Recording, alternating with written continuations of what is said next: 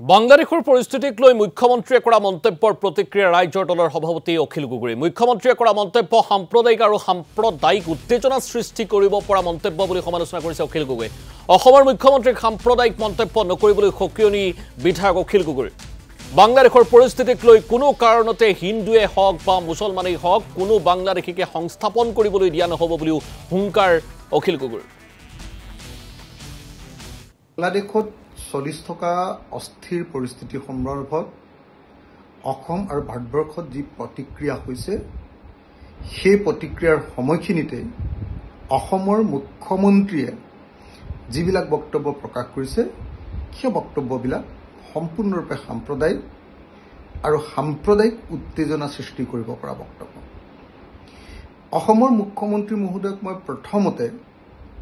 মানুহ হিচাপে প্ৰতিক্ৰিয়া প্ৰকাশ কৰিবৰ কাৰণে আহ্বান জনাইছো আমাৰ ৰাজনীতিকবিলাক আজিকালি মানুহ হোৱাতকৈ তেওঁলোক মানে এতিয়া সম্পূৰ্ণৰূপে একোটা সাম্প্ৰদায়িক প্ৰাণীত পৰিণত হৈছে আৰু